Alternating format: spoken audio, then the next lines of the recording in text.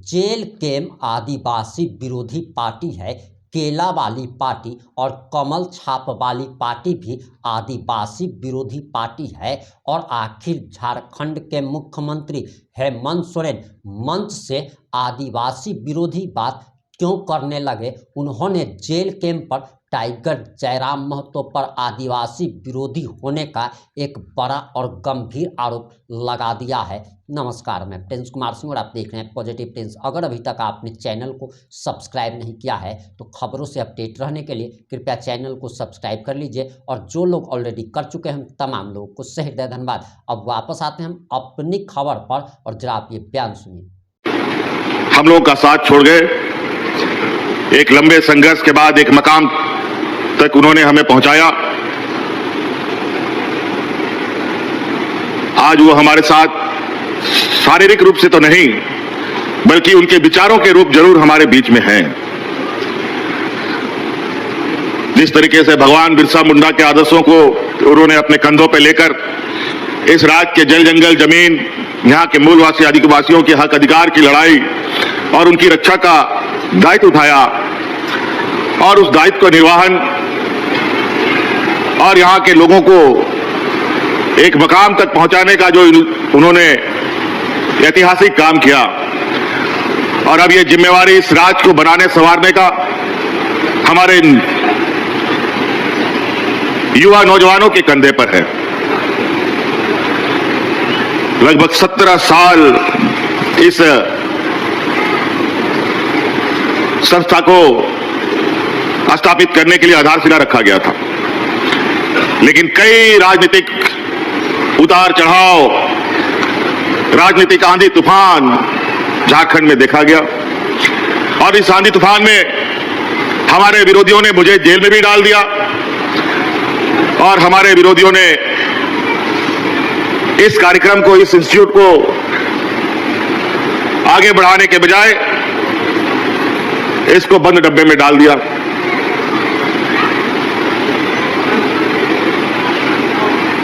आज ये संस्था सिर्फ इस राज्य नहीं पूरे दुनिया में एक महत्वपूर्ण भूमिका निभा रहा है।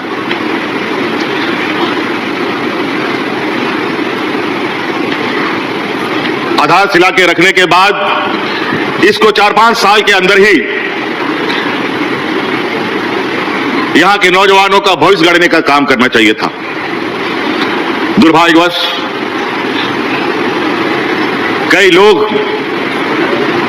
जो इस राज्य के मूलवासी आदिवासियों के घोर विरोधी लोग हैं, उनके आने वाली पीढ़ी शिक्षित ना हो, अपने पैरों पर ना खड़ा हो, इसीलिए ऐसे संस्थाओं को इन लोगों ने निरंकुश करने का काम किया। आपने सुना होगा हमारे ये विपक्ष के लोग हमारे बच्चों के स्कूलों को भी बंद करने का इन लोगों ने काम किया था। हजारों स्कूल इन लोगों ने अपने कार्यकाल में बंद किया। लेकिन आपकी सरकार बनी, अबुआ सरकार बना और बड़े पैमाने पे नए तरीके से स्कूलें बनने लगी, जो आज उत्कृष्ट विद्यालय के रूप में पहचान वो अलग बना रहा है।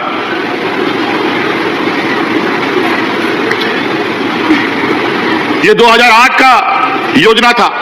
उसके बाद देवघर का हवाई अड्डा बनना प्रारंभ हुआ 2016-17 से, 17-18 से, और बनके तैयार भी हो गया। हवाई जहाज भी उतरने लगा और हवाई जहाज में लोगों को ढोने का भी काम होने लगा। लेकिन हमारी परिकल्पना रही है, क्योंकि ये राज्य बहुत गरीब पिछड़ा है, लेकिन हम अपने सीमित संसाधनों के बावजूद हम हर चुनौतियों के साथ आगे बढ़ते हैं। हमारे विपक्ष के लोग जो कहते हैं वो करते नहीं हैं, लेकिन हम लोग जो कहते हैं वो करके दिखाते हैं। यही वजह है, आपको याद होगा कि कोविड काल में देश में पहला आपका ये भाई है जो अपने मजदूरों को हवाई जहाज में ढो ढो करके लाता था। जो हवाई चप्पल में चलता था उसको हम हवाई जहाज से ढो के लाया। आज यहां का नौजवान हवाई जहाज में भी चढ़ेगा और हवाई जहाज भी उड़ाएगा। और आप देखेंगे, क्योंकि इस कार्यक्रम के तहत हमने कई बार ये महसूस किया कि कई नौजवान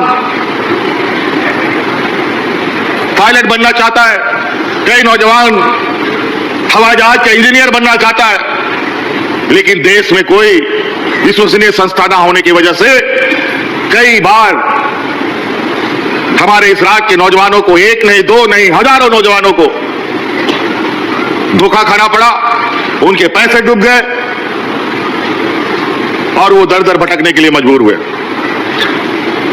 पहले चरण में आज हम लोग इस संस्था के द्वारा लगभग 30 नौजवानों को पायलट का ट्रेनिंग देंगे और उसमें से 15 नौजवान राज्य सरकार के द्वारा पूरा उसका जो आर्थिक बोझ है वो राज्य सरकार उठाएगी और उसको पायलट बना करके ट्रेन करके अपने पैरों पर खड़ा करे।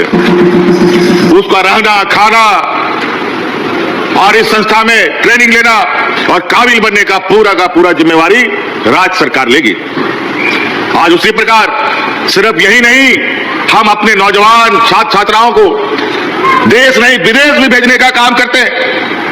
हर साल करोड़ों रुपया खर्च करके 25 नौजवानों को देश के अलग अलग, दुनिया के अलग अलग विश्वविद्यालयों में पढ़ने के लिए हम भेज रहे हैं। और आज बड़े पैमाने पर वहां के नौजवान इस बात को गर्व से कहते हैं कि आज यहां पर अगर हम खड़े हैं तो आज झारखंड सरकार के बदौलत खड़े हैं। बदलाव होगा, बहुत जल्द बदलाव होगा।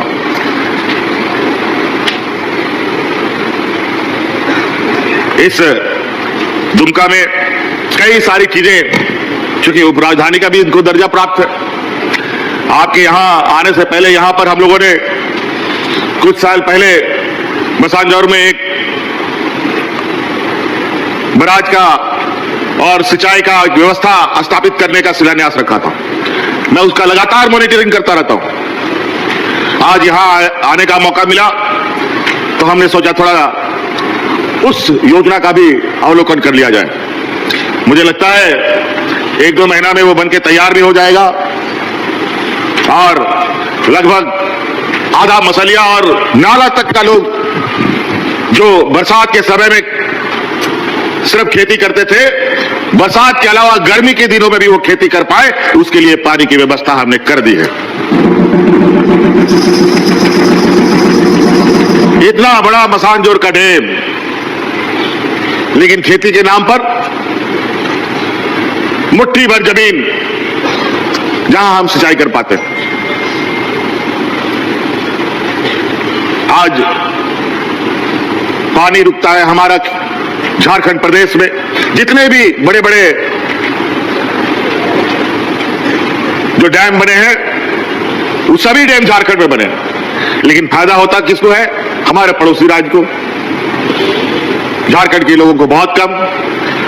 ये तो आज आप देख रहे हैं मसानजोर डैम के इर्द गिर्द जितने भी पेयजल की योजना है जो इस मसानजोर डैम से लिया जा रहा है, उसका भी परिकल्पना हम ही ने किया था। आज उसका लाभ यहां के ग्रामीणों को स्वच्छ पानी पीने के लिए मिल रहा है। अब खेती का भी रास्ता हम लोग ढूंढ रहे हैं। इसीलिए साथियों, आज ये दिखने में छोटा सा प्रयास जो आपको लग रहा है कि फ्लाइंग इंस्टीट्यूट, बहुत कम लोग इसको अभी समझ पा रहे हैं, लेकिन जब ये धीरे धीरे ये पेड़ बड़ा होगा, जब आपके गांव से, आपके परिवार से आपका बेटा बेटी लोग पायलट बनेगा, पायलट का प्लेन का इंजीनियर बनेगा, हवाई जहाज का इंजीनियर बनेगा और उससे जुड़े जितने भी गतिविधि हैं उनमें जुड़ेंगे, तब आपको पता चलेगा कि इस संस्था का कितना महत्व है। इस संस्था से सरकारी नौकरी के लिए यह संस्था नहीं है कि यहां आप पढ़ेंगे और सरकारी नौकरी मिलेगा। यहां से आप पढ़ेंगे, लिखेंगे, काबिल बनेंगे तो आप अपने पैरों पर खड़ा होंगे और ऐसे खड़े होंगे कि किसी के सामने आपको हाथ पसारने का जरूरत नहीं है। इसलिए आज बहुत सारी बातें हैं। आज हम लोगों ने 25वें रजत जयंती के समारोह पर हम लोगों ने सोचा कहां से हम लोग एक लंबी लकीर खींचना प्रारंभ करें। तो हमने सोचा कि अब संथाल परगना से लकीर खींचते हैं और लकीर को इतना दूर तक ले जाएंगे जो राजधानी तक पहुंचेगा, रांची भी पहुंचेगा और दिल्ली तक भी पहुंचाएंगे। आज सरकार की कई ऐसी कार्य योजनाएं जो देश में एक अलग पहचान बनाता है। आज हमारे कार्य योजनाओं को देखकर अलग अलग राज्य उसको देख करके उसके अनुरूप अपने राज्य में भी कार्य कर रहे हैं।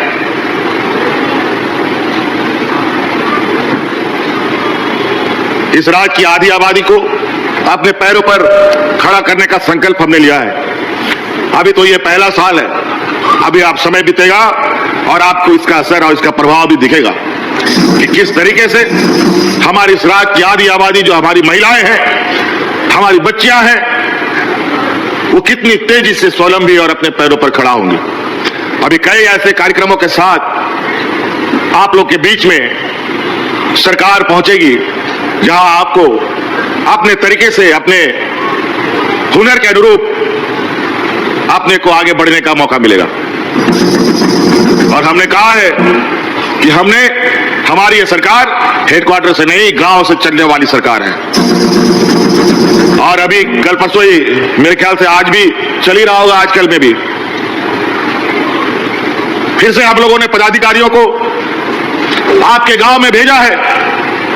सेवा का अधिकार के नाम पर कई ऐसी चीजें हैं जो सरकार के नियम, कायदे, कानून में है कि वो काम सीमित सीमा पर किसी भी पदाधिकारी को पूरा करना है। कोई भी आदमी आवेदन देता है, उन सब कामों का एक समय सीमा बना हुआ है। जाति प्रमाण पत्र, आय प्रमाण पत्र, जन्म प्रमाण पत्र, मृत्यु प्रमाण पत्र, दखल खारिज, जमीन का रजिस्ट्रेशन, ये सब चीजें समय सीमा पर है। बहुत सारे हैं, सैकड़ों ऐसे चीजें हैं जो एक समय सीमा के अंदर पदाधिकारियों को करना पड़ता है। लेकिन उसमें भी महीना, हफ्ता, 2 महीना, 6 महीना लग जाता है। लोग चक्कर लगाता रहता है, आने जाने में बस टेम्पू का भाड़ा भी खर्चा करता है, लेकिन उसका काम नहीं बनता। लेकिन अब उस अधिकार, उस कानून के तहत समय सीमा पर कोई पदाधिकारी उन सब कामों को नहीं करेगा तो दंड का भागीदारी बनेगा और उसको दंडित किया जाएगा। कार्यशैली आप बदलनी पड़ेगी। आज जनता के द्वारा और जनता की गाड़ी कमाई का पैसा से हमारे पदाधिकारियों के चूल्हे चलते हैं। आज उनको एक जिम्मेवारी पूरी ईमानदारी से लेना होगा और इस काम को जो जनता का सेवा है, इस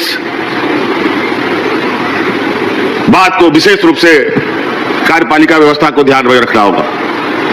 इसलिए साथी, क्योंकि अभी हम लोग को वापस भी जाना है, ठंड का समय है, रात अंधेरा हो जाता है, इसलिए और बहुत ज्यादा नहीं कहते हुए, अभी तो हम 25 साल जैसा अभी पूरा ही किया है। अब हम लोग की गति और तेजी से होनी चाहिए और सरकार के साथ हमारी उम्मीद है कि हमारे इस राज्य के नौजवान, किसान, गरीब, मजदूर सभी कदम से कदम मिला करके तेजी से आगे बढ़ेंगे। आप एक हाथ दीजिए, हम आपको दोनों हाथ के साथ अपने साथ आगे बढ़ाने का काम करेंगे। इसलिए साथी, इन्हीं बातों के साथ आप सब लोगों को मेरी ओर से पुनः ये झारखंड के इस 25वीं वर्षगांठ के शुभ अवसर पर ढेर सारी शुभकामनाएं देते हुए अपनी बातों को यही समाप्त करता हूं और आने वाले नए साल की ढेर सारी शुभकामनाएं देते हुए आप सबको जोहार, धन्यवाद। आपने सीएम हेमंत सोरेन का पूरा बयान सुन लिया होगा। अब आपकी क्या प्रतिक्रिया है? अपनी प्रतिक्रिया जरूर दीजिएगा। जुड़े रहे हमारे साथ। जय हिंद, जय भारत।